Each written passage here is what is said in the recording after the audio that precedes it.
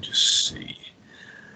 وَلَأَعُوذُ بِاللَّهِ مِنَ الشَّيْطَانِ الرَّجِيمِ بِسْمِ اللَّهِ الرَّحْمَنِ الرَّحِيمِ شهر رمضان الذي أنزل فيه القرآن هدى للناس وبينات من الهدى والفرقان فمن شهد منكم الشهر فليصمه ومن كان مريضا أو على سفر فعدة من أيام أخر يريد الله بكم اليسر ولا يريد بكم العسر ولتكملوا العدة ولتكبروا الله على ما هداكم ولعلكم تشكرون. Sadaqallah, Sadaqallah Azim. Basically, what I've read, folks, is that the month of Ramadan is the month in which the recital was sent down as a guidance for mankind and as evident explanations of the guidance and the criterion. So whoever of you witnesses the month, then let him fast during that particular period. Well, today I've got a fantastic guest. I've got after a year. You recall last year we had Imam Al Asi, who was our guest, and we discussed the translation, still a phenomenal translation that I'm going through, called the Ascendant Qur'an, or as he's called, an advanced English translation of the meaning of the Quran. Imam Asi was born in Grand Rapids in the year 1951. At the age of 11, he moved to Lebanon, where he completed his high school education. He then went and attended the Arab University of Beirut, where he partook in extensive studies of the Arabic language. In 1973, he returned to the United States, where he graduated with a degree in government and politics in 1979. In 81, he was elected as the Imam of the Islamic Center in Washington, D.C. And in March 83, unfortunately, the Saudi embassy, with the help of several different law enforcement agencies, forced the elected administration of the Islamic Center to leave the premise. And from that point, with the continued support of the Saudis, the same law enforcement agencies have been prohibiting the pro-election Muslims from entering the masajid. And for the past now, 40 years, he's been basically forced to pray Jumu'ah and lead the Jumu'ah Salah on the streets of Washington. He spends a large number of time attending conferences, speaking to a variety of student groups, public lectures throughout the country, and he's now presently engaged in a work in progress, which I've got a number of volumes, up to 14 volumes of the first English tafsir of the Quran. And he's got his own translation, as you've seen earlier, called the Ascendant Quran, an advanced English translation of the meanings of the Quran. Imam Asi from Washington, apologies for the earlier technical glitches. Assalamu alaikum wa rahmatullah and Ramadan Kareem. Wa alaikum assalam wa rahmatullahi wa barakatuh. Ramadan Kareem, and a Ramadan of taqwa to you and to yours and to the listeners and viewers. Alhamdulillah. Well, we're going to be focusing on the Quran's disconnect with Muslims in general, but I want to bring for the attention of the viewers, and certainly I can't say for your attention because you did it. In your preface, in the translator's preface of this particular volume, you make the point that the Quran for practical purposes has been abandoned by some, forsaken by others, but more wretchedly discarded by many. And the consequences of such neglect have been catastrophic. No doubt many Muslims are emotionally attached to this Quran, and that has intrinsic value, but without a rational and perceptual hands-on approach to this Quranic guiding light, the Muslims will continue to limp from calamity to catastrophe to cataclysm. Now, that's quite clearly an accurate portrayal of what many would see, but to many Muslims, a damning view of what they view, because, the average Muslim says, how could we say this? We all read the Quran, but a lot of the Muslims spend their times on Ramadan, and I've seen this, busy with the Fadail A'mal, night after night after the Taraweeh Salah. The Jamaat Tabligh are very strong and powerful in this country, and that seems to be the emotional attachment there. What did you mean by that? Bismillahir Rahmanir Rahim. Alhamdulillahi Rabbil Alameen. Wassalatu wassalamu ala khatamil anbiya'i wal mursaleen wa ala alihi wa ashabihi ajma'een. Thank you so much for the interview. That's number one. Number two, I know sometimes my wording may get on some individuals' nerves. I don't mean to be offensive in any way when I present some of the ideas that I have. So apologies to those who may read my writings in a way that somehow disturbs them. What I mean to say, though, with that sentence that you just mentioned is that the Qur'an, of course, this is Allah's last communication to humanity. There's not going to be any scripture that is going to follow. And it is very crucial, it is very important for survival purposes, even, that we understand this communication, this last scripture that was revealed to Prophet Muhammad. May Allah's peace and blessings be upon him and his.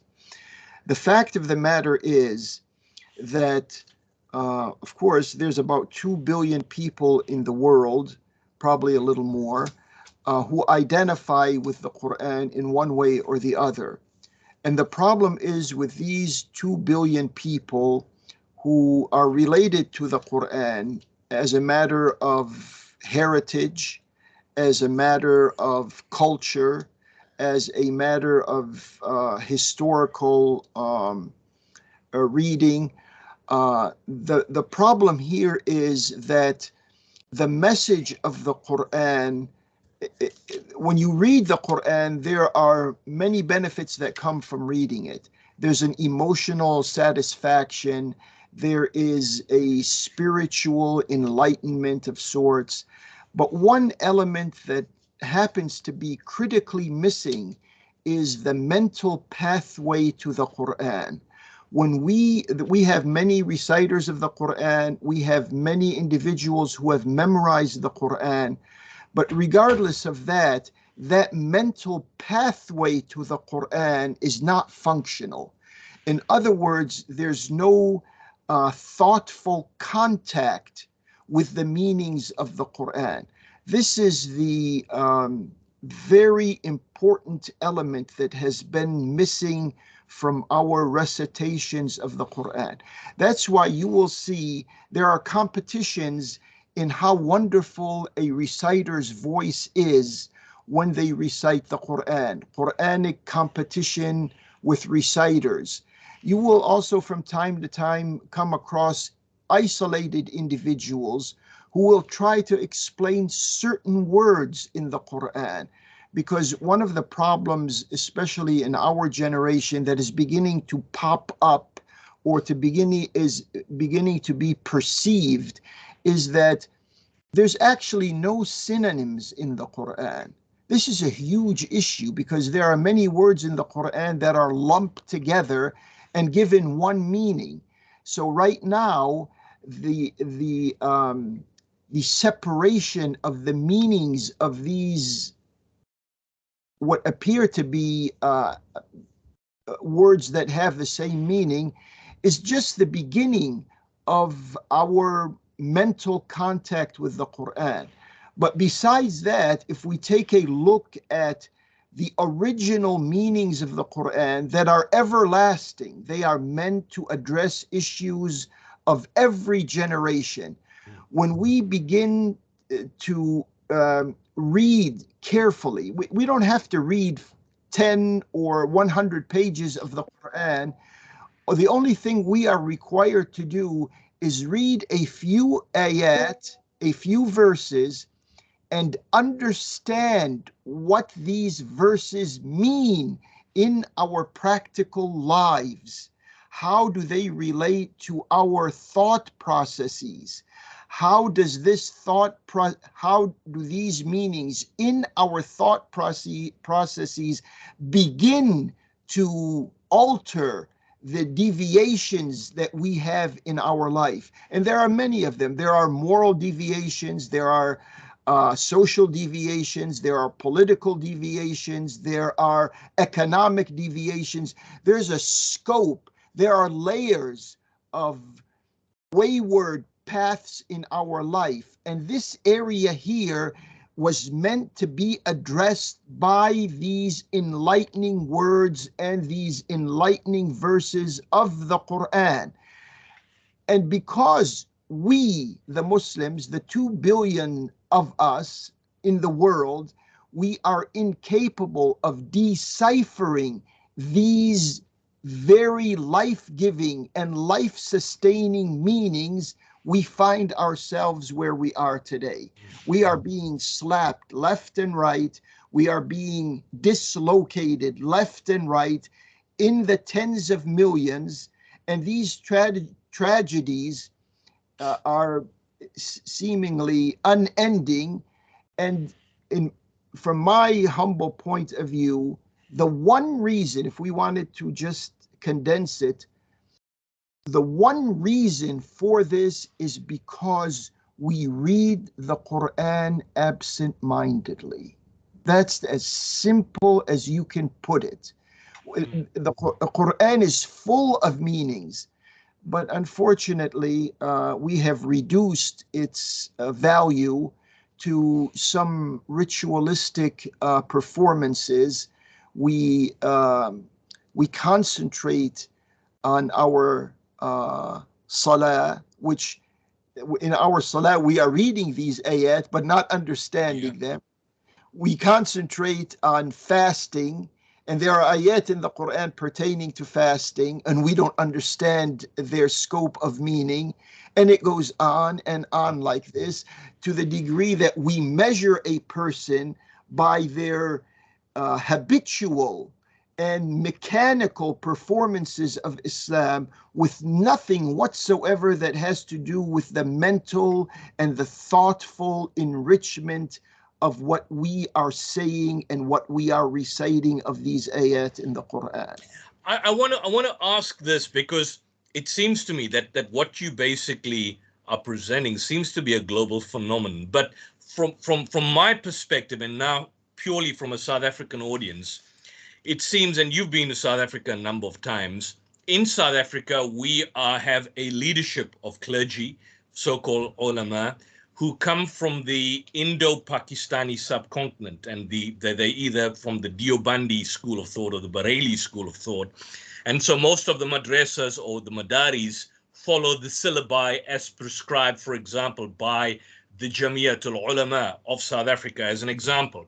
What you start off from a young age, and I'm talking about, as a boy in the 80s, growing up and doing madrasa, and I think even now, is that you are taught Arabic, you taught pure Arabic, you taught how to recite the Quran in Arabic, in many instances better than an Arab himself. But the text itself, in terms of the actual meaning, or speaking conversational Arabic, or even learning the Quran in terms of its meanings and the translation, that has never at any stage up to now, 2023, ever been part and parcel of the syllabi. And so what the result is that all of us start as youngsters, we grow up into teenagers, and then the students, they are poorly prepared and they lack the confidence to engage the tradition critically to meet the changes in the world. And so what you have is a situation, Imam, that at its worst, the system basically is recycling intellectual mediocrity as a piety. So as you mentioned, the self-righteousness is about the Islamic dress code. The superiority of the interpretation by the madrasa authorities, which is the preserve of, for example, those who then go, if they are, if they are fortunate or unfortunate enough, to the Darul Ulum, which is Deobandi or Bareilly controlled. But my concern is this: is this a question of power, a power dynamic at play, whereby the ulama or the clergy, let's call them clergy or the clerics, don't want the masses to be able to engage in the Quran, don't want the masses to understand the Quran? Because, our forefathers came from India and Pakistan. They were taught as reverts or as new Muslims to know the basic essentials. But in 2023, the syllabi is the same. We taught how to recite the Quran beautifully. The Hufaz can recite the Quran better than an Arab, but he doesn't know a word of what he's saying. And this seems to be, it's not an aberration. This is the norm in South African Muslim society. Is this a phenomenon that you see in other parts of the world, or just within our milieu in the South African diaspora and maybe the United Kingdom? And is there a power dynamic at play? Yeah, this is quite an extensive area to cover. First, I'd like to say what you've just described is not peculiar to South Africa. It is, and I've traveled quite extensively throughout these years. I've been to virtually all the continents of the world where Muslim communities live. And I've even, in Muslim countries, in many aspects, it's applicable there. So liberating ourselves just from a locale as South Africa and looking at this as a global problem, I see that, number one, even when Muslims who are not Arabic, native Arabic speakers, these Muslims who acquire or learn the Arabic language, they learn a language itself that has been not developed by the native speakers of Arabic. So the problem actually, if we wanted to go to the root of it, the problem is with those who are responsible for the Arabic language. The Arabic-speaking peoples of the world, and they're spread over 22 countries, within them, the problem originates. Because, let me explain, this needs somewhat of an explanation. The Arabic language has been victimized from two sources, or from two directions. The first victimization of the Arabic language was done through, now I'm speaking here throughout centuries. We're not speaking about one generation, our 21st century people. No, this has been going on for hundreds of years. And what has been going on is the Arabization of those who became Muslims throughout these centuries. Their understanding of the Arabic language, which is the language of the Qur'an, had been slipping from century to century to century up until our current time frame. The understanding of the Arabic language has been also polluted from another source, and that is from those who are opposed to Islam and to the Qur'an, and therefore to the Arabic language. So there has been an innocent deterioration of the Arabic. I have to underline the word innocent. There has been an innocent deterioration of the Arabic language by the Arabic speakers. They did not intend this, but this is what happened. And this is what happens because the Arabic language began in the Arabian Peninsula 14 centuries ago with the advent of the Prophet and Islam.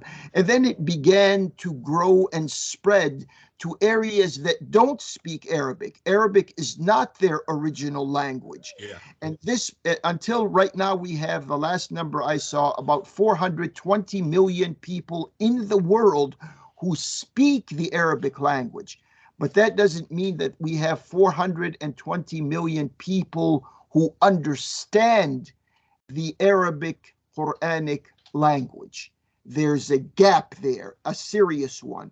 That is compounded by the fact that we had, during the centuries of colonialism, beginning probably in earnest 400 to 500 years ago, up until this very day, we have inimical powers, nation states, militaries, strong establishments in the world. And there's a class of scholars belonging to those national interests who see a threat in Islam. So they want to obviously diffuse this threat. Besides immediate military confrontation, a method of diffusing this threat is to, in an educational sense, is to disarm the language, the vocabulary of the Qur'an, to disarm it from its divine meanings. So what they did was they pursued a strategy of assaulting the language of the Qur'an with different methods. The first method that they tried to do was to Latinize the Arabic language. They said, look, this is a very hard language to learn. It's not an easy language. So why don't you people who speak Arabic, the British were very serious about this, and they tried to begin this in Egypt, because Egypt was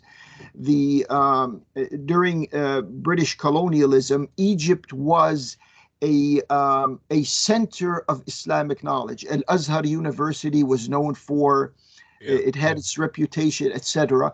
So they came through some secular, call them scholars in Egypt, who tried their best to convince Arabic public opinion that it's easier to write this language in the Latin script. I mean, they managed to do this in some parts of the Muslim world. The Arabic script was used in Turkey, it was used in Malaysia, it was used in other areas, and those, they gave up on the Arabic script and they went with the Latin script.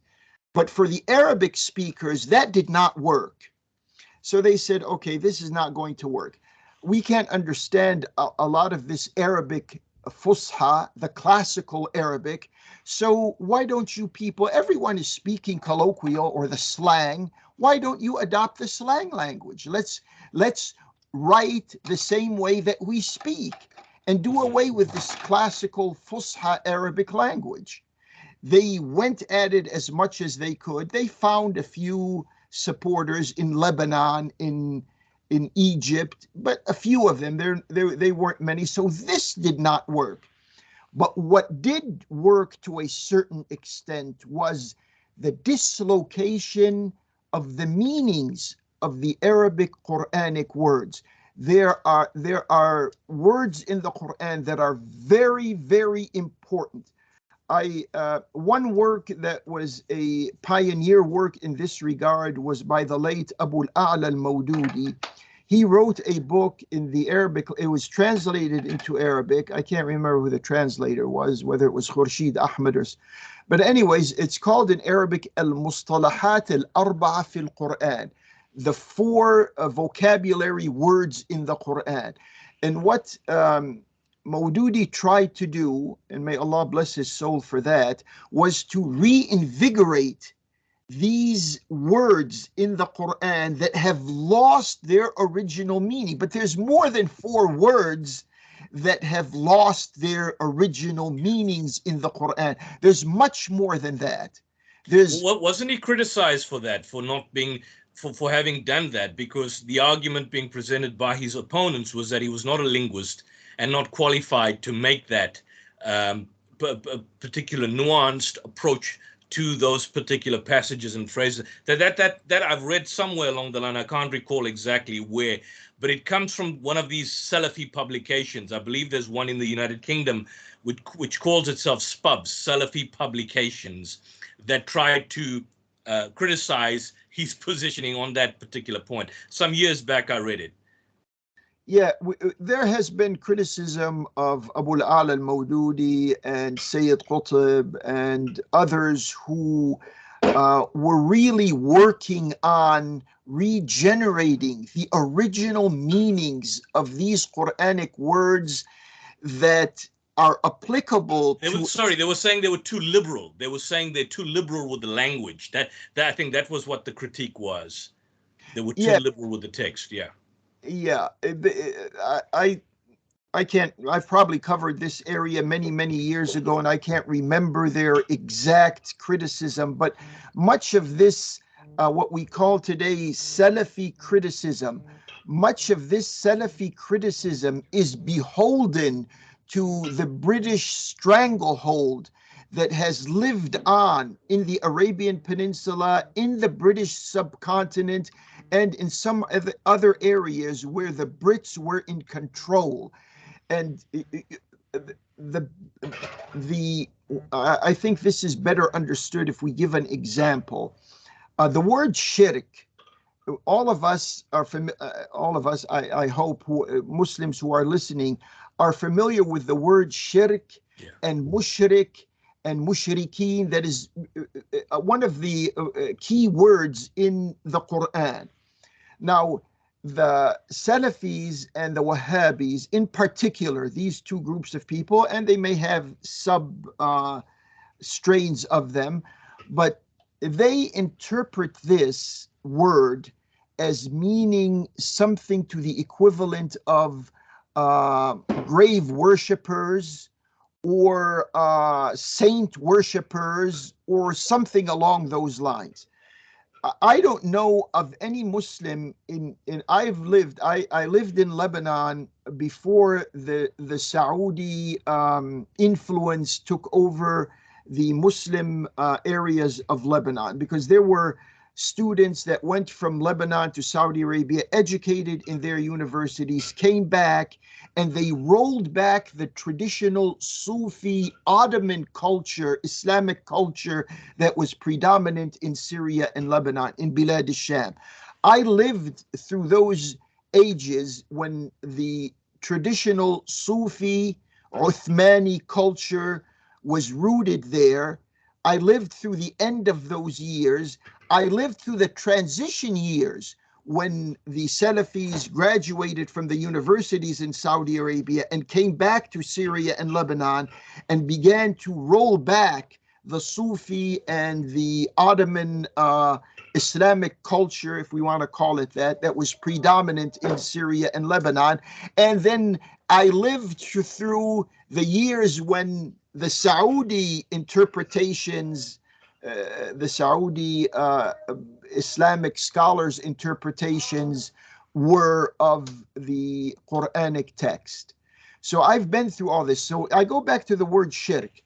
The word shirk is associated, those who graduate from Saudi universities and the extensions of Saudi universities. Some of these academic centers may be in the Indian subcontinent, some of them may be in sub-Saharan Africa, some of them may be in Latin America, in different parts of the world.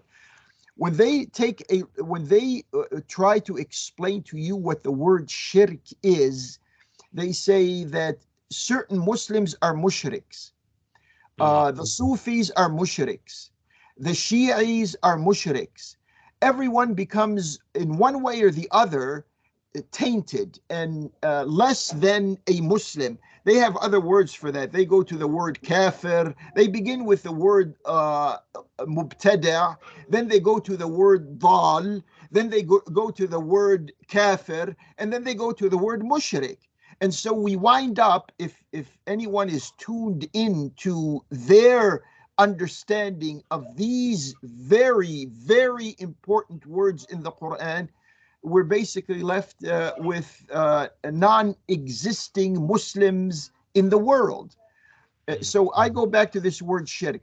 The word shirk in the Quran has to do with power establishment. It has nothing to do with the Saudi understanding and explanation of the word. Has nothing to do with that. And I will quote an ayah or more than that to clarify this issue, because it's extremely important. It gets to the heart of the matter. At the end of Surah Al-Isra, the ayah says, وَقُلِ الْحَمْدُ لِلَّهِ الَّذِي لَمْ يَتَّخِذْ وَلَدًا وَلَمْ يَكُنْ لَهُ شَرِيكٌ فِي الْمُلْكِ وَلَمْ يَكُنْ لَهُ وَلِيٌّ مِّنَ الذُّلِّ وَكَبِّرْهُ تَكْبِيرًا. That's the last ayah in Surah Al-Isra. Everyone is free to revisit that ayah.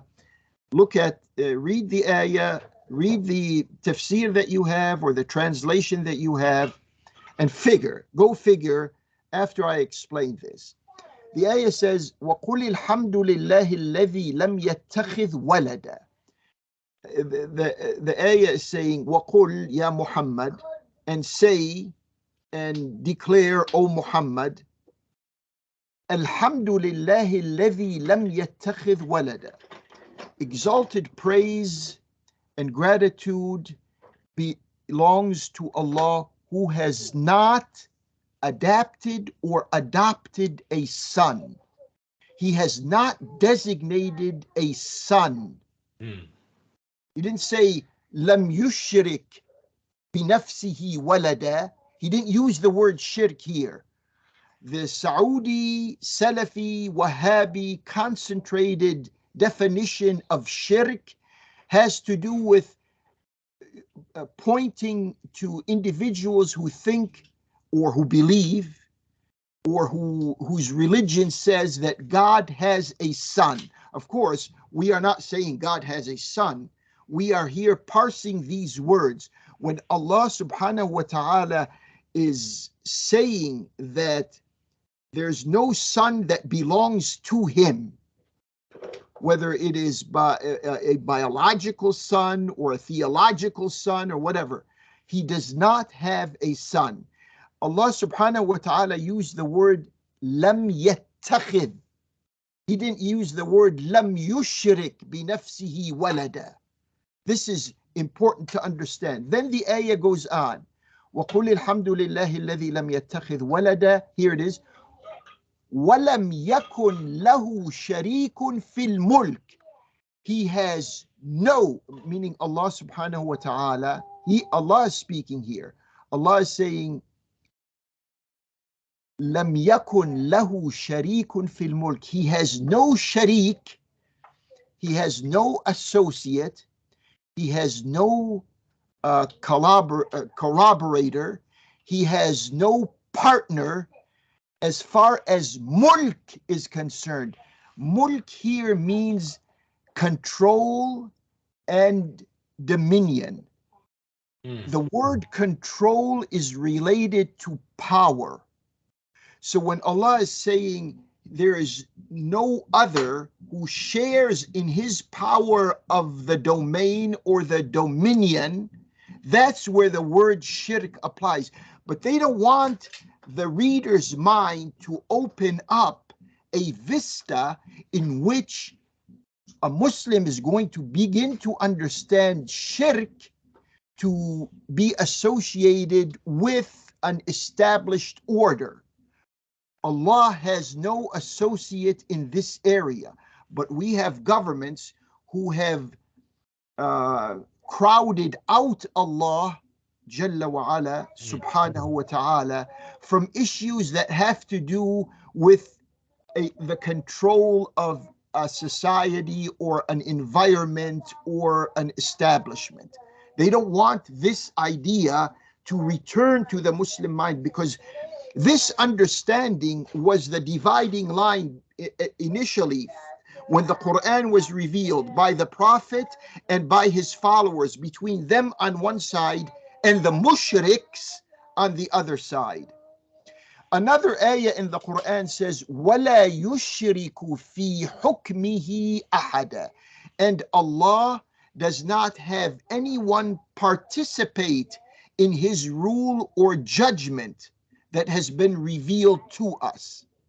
So when we begin to understand the word shirk in the parameters of mulk and hukm, these are the two words whose definition have been dislocated from us. In other words, when we are reading our Qur'an, we, the Muslims, when we are reading our own Qur'an, we are understanding these two words, or this one word that relates to two concepts, the word shirk that relates to mulk and relates to hukm. These are two Quranic words that define the Quranic word shirk.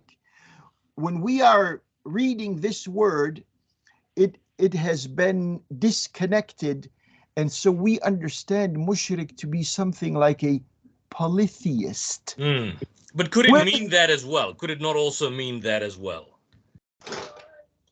It depends on the context. Yes, I mean, Surah 9 verse 5, for example, when it speaks about the mushrikeen, you obviously know the context and the background.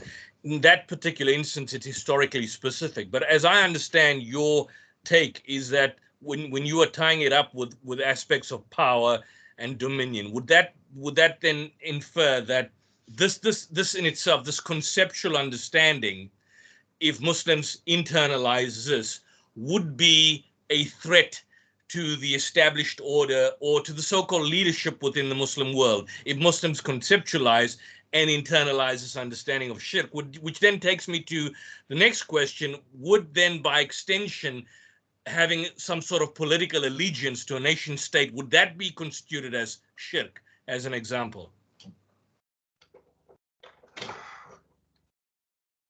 Because it creates a number of dilemmas then at the same time. Yeah, see, here we get into the very sensitive area of generalizing or being more specific, because, some Muslims, they are Muslims, but within their Islam itself, even within their iman, because there's another ayah in the Quran says, وَمَا يُؤْمِنُ أَكْثَرُهُمْ إِلَّا وَهُمْ مُشْرِكُونَ.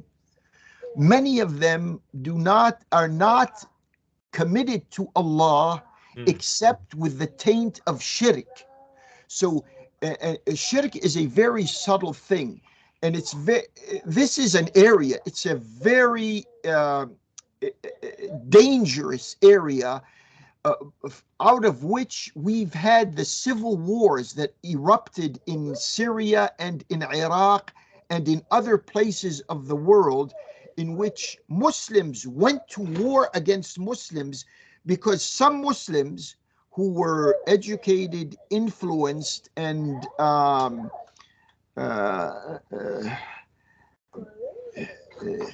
controlled, almost mentally controlled by the definitions that were emanating from the Kingdom of Saudi Arabia. A group of people were convinced in their heart of hearts that these other Muslims are mushriks, and therefore it is permissible for us to go to war with them and kill them, finish them off. So this is an area we should be very careful with, and this is an area that has been used by our internal enemies and by our external enemies to foment wars that have cost us millions of innocent Muslim lives.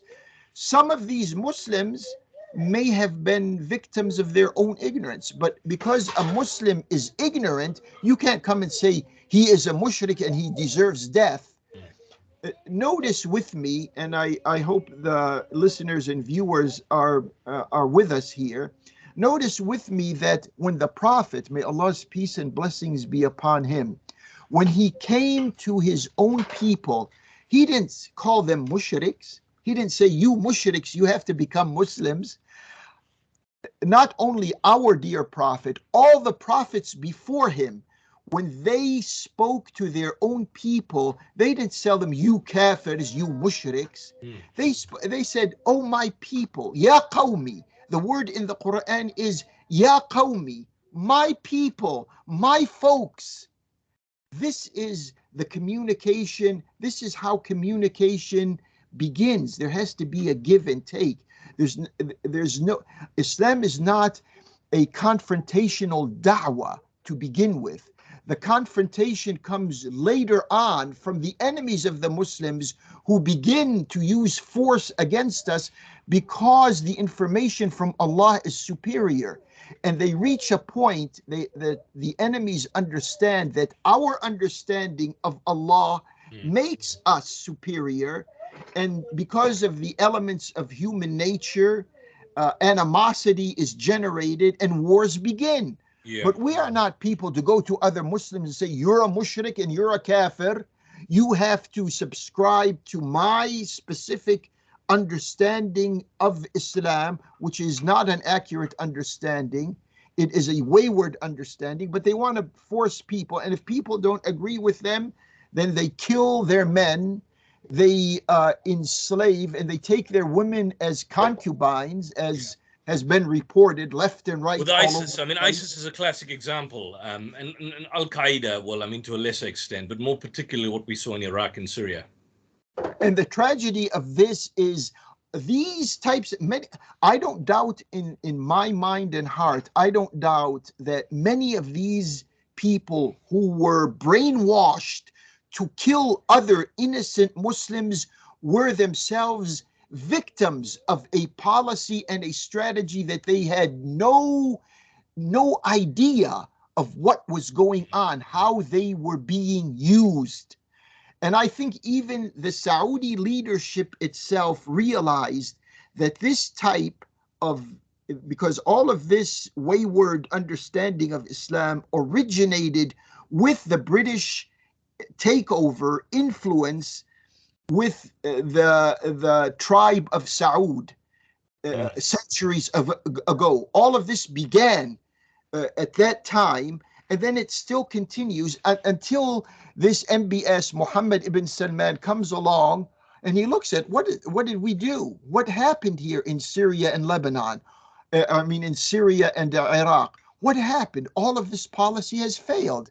We gave it all we had. We mobilized all our clergymen, our Islamic universities, and our Islamic extensions all over the world. And look what happened. Has he recognized that? I mean, has this man, who's now been called, amongst many policyholders, and I've seen reports, as a deranged psychopath, has he recognized the problem? I mean, we understand on the one level, we've discussed in the past, his own personal life has been subject to question. That's one thing from a moral perspective and so on. But in terms of his, for example, religious policy decision-making, does he want to introduce a far more nuanced position of the understanding of the Qur'an for that particular matter? Let me clarify something. MBS, Mohammed bin Salman, is not a person who is a scholar or a thinker or any intellectual of any type. He's put an X on that area. Absolutely, yeah. The person behind the scenes, the puppeteer, who has made MBS a puppet, is Bandar ibn Sultan. Bandar, of course, they are cousins. MBS and Bandar are cousins. Bandar used to be the Saudi ambassador to Washington, D.C. for more than 20 years. He was the point man between the CIA and the Saudi kingdom for centuries. He still is. His daughter is the current Saudi ambassador in Washington, D.C. His son is the current Saudi ambassador in London, England. This person is the one who is moving the policies of the Saudi regime. He's the behind the scenes man. Mohammed bin Salman is in front of the camera, but the person who is moving that kingdom in these different right now diplomatic and political acrobats that it is going through, the person has realized that this policy of relying on the religious establishment in Saudi Arabia could only go so far. It did not serve their purposes. So now he wants to, in the current dynamics of politics, he wants to sort of play a political game with the United States by opening up to Russia and opening up to Iran and all of this for survival purposes, because they know that the future is going to turn against them, and they want more protection out of the United States. The United States that did not come to their aid in their campaign in Yemen, did not show them enough support. They were satisfied with Trump. They were still going along with all of this because Trump was more or less giving them much of what they, not all of what they wanted, but much of what they wanted. Now they're trying to play the political, Bandar is trying to play this political stunt with Washington, D.C., hoping next year in the U.S. elections, there will be a return of Trump or someone like Trump, because Bandar is closer to the neoconservatives in the United States. I mean, he was close during to the Bush administration. I remember in the 90s, there was the movement called the Project for the New American Century. I mean, it's an aside, but a lot of the hawks and neocons who were behind that were very closely linked to Bandar. I mean, Bush himself, Bush Jr., that is, and the nickname I think was called Bandar Bush, something along that line, if you recall. You know, coming back to what you said, I mean, that's at a macro level, but at a micro level, this limited understanding, does it now trickle down to the so-called Dawah organizations? You know, there are a number of movements, and Dawah is a kind of a what's the catchword or the catchphrase? You're not doing enough Dawah and so on. And some, you know, they're across a different spectrum. Some are conservative, some are liberal, some are more modern. But I mean, they come with different ideological leanings. I'm just wondering that this kind of literalistic understanding of Islam, this kind of black and white, even in terms of concepts like shirk and tawheed and so on, does this kind of trickle down to these organizations in terms of how they then relate to the rest of society and amongst the Muslim masses? Oh, definitely it does, because many of these, I don't want to offend anyone, please. We are here to try to make mental contact with the facts of life, as Allah subhanahu wa ta'ala has given us the necessary information to do all of that. But much of this, what is called, you see, if we take a look at the global Islamic, let's use the English word without the connotations that go with it, the missionary work of the Muslims throughout the world, some prefer to call their missionary work da'wah, others prefer to call their missionary work tabligh. And in using, they mean the same thing, but in using these two different words, they themselves want to differentiate that we belong to one strain of missionary work and you guys belong to another strain of missionary work. And this was played out, and almost all of them, I can say comfortably, almost all of them report to their financial contributors. Yes.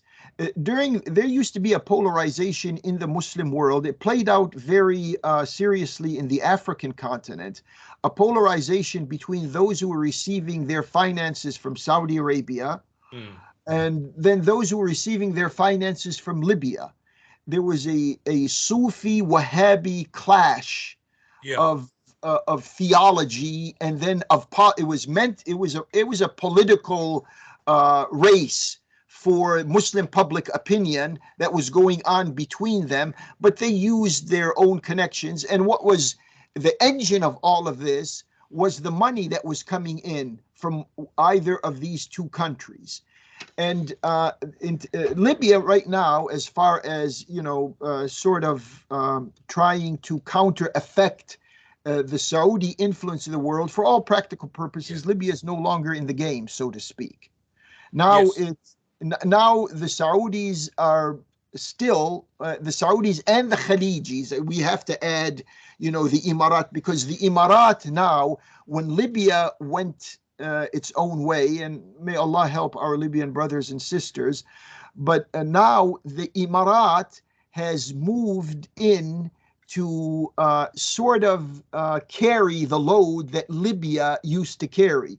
So the Emirat now has become Sufi central. The Sufis of the world now I'm not talking about every Sufi in the world, please don't take this literally, but the thrust of the Sufi trend in the world is supported by the United Arab Emirates for no good purpose, because once again, these, some of them are goodwill Muslims, others are they just jumped on the bandwagon, but all of them, they have this, moniker of being Sufis. These Sufis right now are in, used to be, to begin with, this was some years ago, because we know Libya went down over a decade ago. So when the United Arab Emirates picked up the mantle, there used to be some type of disagreement with the Saudis. It was, behind closed doors and all of this. But gradually what happened in these years is that the Saudis themselves realized that they were bankrupt Islamically. Even the Islamic movements that had their strings and ropes attached to the financial kingdom of Saudi Arabia, they gave up, both sides gave up on each other.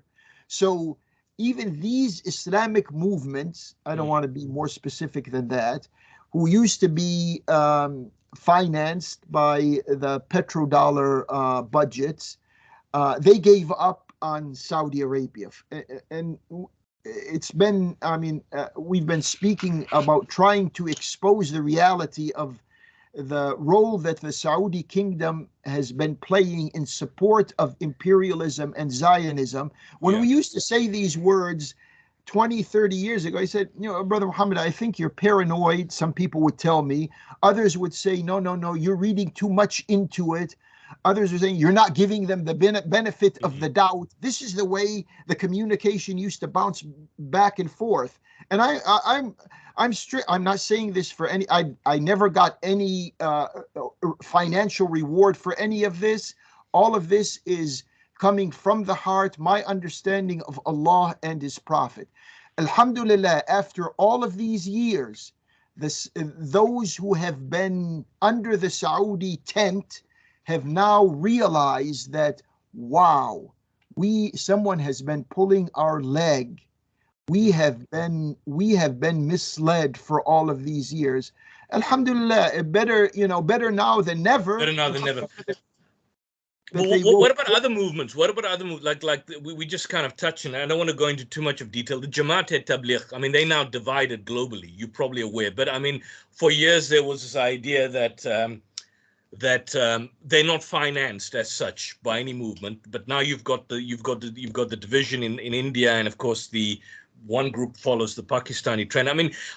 They have John Esposito, I think in his book Islam: The Straight Path, or I think The Islamic Threat, made the point or argument, the professor at Georgetown University, I think is emeritus now, that if there was any movement out there that had a potential for meaningful change in society, it would have been the Jamaat-e-Tabligh. But the reality of the situation is that they're a movement that move away from the essence of the Qur'an. They move away from the Qur'an entirely. The Qur'an is never part of their lived discourse. But they were a movement that were not easily pursued by petrodollars, in a manner of speaking, from what I could gather. And they seem to have lost the plot now globally, based on the divisions that exist, that happen in India and Pakistan. It's now manifest in different parts of the world. Jamaat-e-Tabligh, it addresses those who are spiritually hungry. In the world of materialism, there's a big crowd out there that is looking for what is referred to as spiritual satisfaction. There's a hunger and thirst deep down inside even people who are the most affluent in society. They find that there's an emptiness in them. Jamaat-e-Tabligh, using its own method, seems to tap on that area in the human being, and it has a potential in that area. But Jamaat-e-Tabligh, once again, that's the hasana or hasanat of Jamaat-e-Tabligh, but it is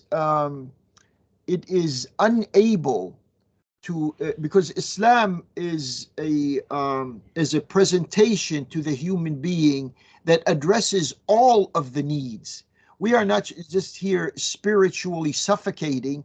More than that, we are economically drowning. We are militarily at war with each other. All of these issues have to be addressed. One issue I guess you can present to those who are simple and uninformed enough. Jamaat-e-Tabligh, if they wanted to go to Israel, they could easily, if they're known to belong to Jamaat-e-Tabligh, they could easily obtain a visa to go to Israel. Even now, are they allowed? That there wouldn't be any questions on them? And right now, there's so many things happening and things are changing so quick. I don't know. You're asking me about this moment. I don't know about this moment because the things that are happening over there are accelerating at a very frantic and very unbalanced way, especially the Israel, what is called the Israel of today, the fanatics and the ultra right-wing crazies have been put in charge of security and finances in that country. These are the people who want to deny the Palestinians of 1948 their citizenship. They want to take over Al Masjid Al Aqsa. They want to do away with the, in prison for life. They want right now firing squads to kill Palestinian freedom fighters. They want to expand into Jordan, and they want to bring into fruition their map from the Furat to the Nile, from the Euphrates river to the Nile River. Yeah. That's their including Al-Madinah Al-Munawwara. Right now, there are Israelis who are going to Al-Madinah, Israelis who are going to Mecca. And we Muslims, I've been banned from going to Hajj and Umrah now for 40 years. Are you banned? I wanted to ask you, are you presently, so you couldn't go for Umrah or Hajj. So if you arrive there at the airport, I don't know, Riyadh or Jeddah, they would either arrest you or deport you. Is that the position now? Exactly. And I would assume there are many more on the list as well, and we may not know them. I think so. And I think they are going to increase. But let me tell you, the person who banned me, he was the Minister of the Interior, Prince Nayef. Okay. He was the one who issued the decree that was received by the Saudi Arabian consulate in Washington, D.C., when Bandar was the ambassador, and the consul himself, his name was Muhammad Abul Hamayel. He came to me and his secretary. She was a Christian. I forgot her name. They said, look, we are just employees. We have this directive from the Interior Minister, His Highness Prince Nayef, that we are not allowed to issue you any visa, whether it is for Hajj or Umrah or visitation or commercial. We cannot do that. I said, well, thank you for your information. And let me add on something that is quite interesting. I know we're a little short on time, but it's interesting that people know. When Prince Nayef passed away, the same person that banned me, and I'm still banned from going to Hajj and Umrah, I was contacted by Saudi Arabian, one of the major Saudi Arabian satellite TV stations, to present a eulogy about Nayef ibn Abdul Aziz. I told the person on the phone, I said, do you know who you're talking to? Do you know my opinion about, the kingdom and this particular person? He said, what do you mean? I said, if I'm going to speak about him, it's not going to be good. And do you want me to say that over the air? He said, no, please. Sorry, maybe it was some mistake somewhere or whatever. So, and then a few years ago, if you remember one incident after Saudi Arabia went to war with Yemen, remember this. There was at one time Ansarullah in Yemen. They're called in the mainstream media the Houthis. Ansarullah launched a missile attack on a military base that's not far from Mecca. So they contacted me, one of the major Saudi satellite TV stations. This is the last time they contacted me. I haven't heard from them since then. MBS was in charge, of course, it's Banda, but and they wanted to have an interview with me to comment on the fact that Ansarullah in Yemen are launching missiles into the holy city, aiming at the holy city. So they introduced me. Listen to this. These are people who would not have me go to Hajj or Umrah. They introduced me on the air as the elected Imam of the Islamic Center in Washington, D.C. They were the ones who came in and by force expelled myself and the elected administration from the Islamic Center, and now they were introducing me as the elected Imam. I'm listening to this. I'm on the air, and they're saying, we have with us now the elected Imam of the Islamic Center in Washington, D.C. I said to myself in those split seconds, what the heck is going on? And then they began the interview. Of course, the interview did not go well. After a few minutes, they cut off the interview. They just cut me off. After I quoted an ayah from the Qur'an, أذن للذين يقاتلون بأنهم ظلموا وإن الله على نصرهم لقدير. Permission has been given to those who have been unjustly ظلموا, which means oppressed. I think the unjust oppression, yeah. That's right. By means of war, that they have the right to respond by means of war. And I was cut off immediately.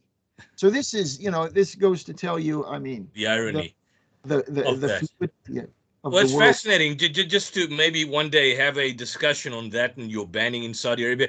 I know we press for time. We're going to break iftar soon, but before and there's so many other aspects I wanted to go into. The modern day Western academic study of the Quran. It seems to me that I understand, it has its roots in Orientalism, but it seems that Muslims have basically gone out of the race. And we encounter this, those of us who have been involved in so-called dawah and debate all the time, is that, you had the revisionist trends of Michael Cook and Patricia Crone and John Wansborough that, spoke about the evolved Quran in the 1970s. They were coming up with this kind of thematic overview of the Quran, which has now been popularized by missionaries. But it seems that even when it comes to manuscript study of the Quran, the findings in Sana by Khair Pun, or the works of Dr. Darush, who studied he's written a piece on the Umayyad Quran and the kind of new studies and discoveries of ancient manuscripts, which may show variations here and there in the text of the Quran. That's another field entirely. But it seems to be that Muslims are not in the forefront of the study. You've got people like Angelica Neuwirth or Nikolai Sinai, running the field. People like, for example, Dr. Darush. You've got Dan Gibson, who's now not a scholar, but coming up with this newfangled idea of different qiblas, the original qibla probably in Petra and so on. This kind of, but this is now reaching the popular level. And so Muslims who are coming across this, they're not well grounded with the Quran. They've got no background knowledge. They just read it at a superficial level in Arabic. They're now shocked by this kind of information.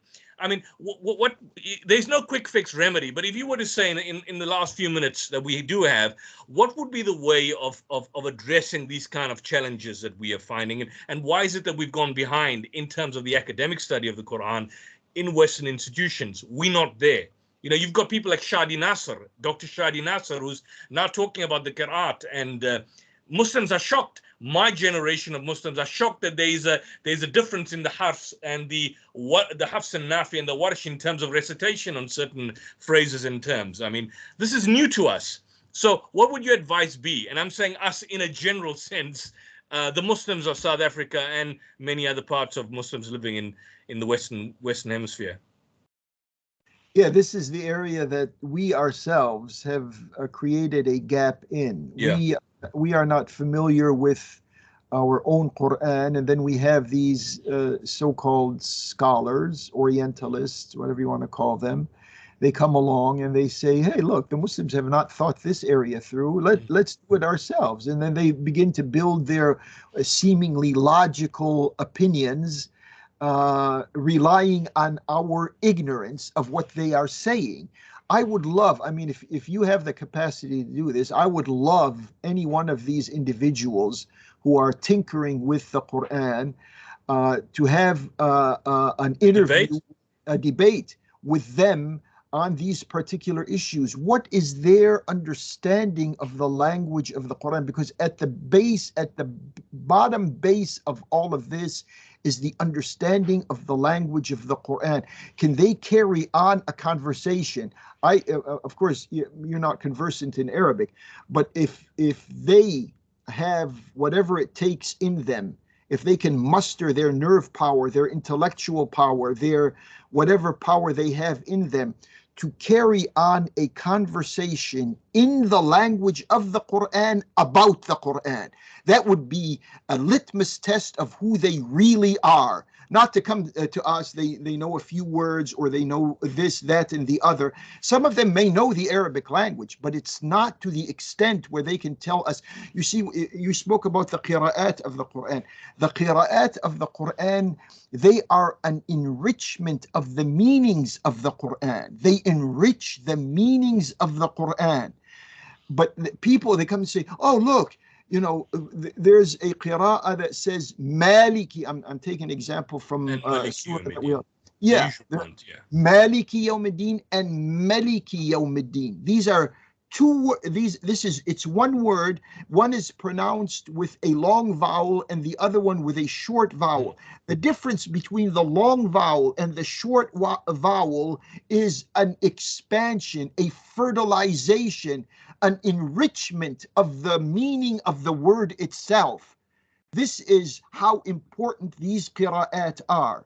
But, you know, when we have our conversations, our symposia, our conferences, our speech giving and all of this, when is the last time you heard a speaker addressing you or the crowd that you are in about how valuable the qira'at are? It doesn't happen. It doesn't happen. And I must tell you that, you know, amongst certain Muslims, they are not even aware of these differences. You know, the recitation of the Quran in the Maghrib and probably certain variations. For them, it's a shock. It's like, so when they, you know, the traditional Didat approach, I've got a stack of Bibles, this Bible versus that Bible. So they come with the Quran that they purchased, the Hafs and Nafi, and then the Warsh, and so you've got two different Qurans, and they're shocked. And you see this in polemical circles. But the Muslim doesn't know because he's disconnected. And so that brings me to the last conclusion of this brief discussion. We just touched the surface. What will your advice then be in Ramadan now to the disconnected Muslim who's got this baggage of he doesn't understand. He doesn't. You know, you've got Hufaz that know the Quran from cover to cover. They don't know an iota of what it means, besides maybe Surah Fatiha and one or two, but they don't know the text of the Quran at all. What would your message now be to the Muslim out there, to the viewer listening? This is where we come from. This is our baggage. This is our shortcoming. How do we rectify this? What do we do? Well, you put me in a tough position because to answer that question, I mean, my effort has been throughout all of these years to enhance the understanding of the Quran and Islam, particularly to the Muslims. I've written the translation that you just very kindly presented in front of the camera. There's also the tafsir, the exegesis of the meanings of the Quran. You in South Africa have 14 volumes of them. And inshallah, Allah will give us the wherewithal to finish this exegesis till the end of the Quran. I highly recommend. You know, you put me in a position to speak about myself. I don't feel comfortable doing that, but these two efforts are worthwhile considering. And I have some other things on my mind that if Allah gives me the strength and the determination to try to accomplish, to help out my brothers and sisters in Islam. We all need our common selves, our common sense. We all need to work together and understand each other. We all need to be closer to each other instead of, you know, throwing back and forth accusations and misinformation about each other. May Allah subhanahu wa ta'ala in this month of Ramadan help us to understand His words to us so that, you know, we can pass on to Him in the best possible way. And thank you so much for this interview and the opportunity to be with you today. So thank you for that, Imam. Last, are you coming to South Africa? There were rumors about you probably coming to South Africa in May, June. I'm not so sure how true they are, but would you possibly be coming to South Africa during the mid-year? I think it's been confirmed that I will be there in the month of May, somewhere between the 10th and the 20th of the month of May. Okay. Yes, inshallah. Well, we look forward to that, and I hope to see you. And to the viewers out there, this is the copy, the Ascendant Quran. This one was done in 2021, an advanced English translation of the meanings of the Quran. And I can tell you, I got a sense of excitement and feel when I first approached this text. There is a 14-volume tafsir that has been done by Imam Al Asi. It's available, but if you want to email me privately, I know on the last time it was info@yusufismail.com or yusufismaillaw@gmail.com. And we could probably get the necessary individuals to get a set of copy for you at certainly at a discounted price. I want to thank you, Imam. I want to wish you the best in terms of what you're doing around the world, and certainly hope that your message and your Quranic translation and indeed the tafsir reaches a far wider audience. Inshallah, we will in fact endeavor to do that in our own particular capacity. And we hope to have further engagements and sessions with you. And we wish you a spiritually blessed Ramadan. And we turn to people like you for guidance and certainly for giving us advice on the way forward in society. So it's been great having you once again. Barakallahu feekum, jazakumullahu khaira. May Allah reward you for all your efforts. Inshallah, when we're there in May, we will maybe have a more one-on-one discussion, inshallah. Thank you so much. Inshallah. I look forward to that. Jazakallah khair. Assalamu alaikum wa rahmatullahi wa barakatuh. Alaykum assalam wa rahmatullahi wa barakatuh. Fi amanillah.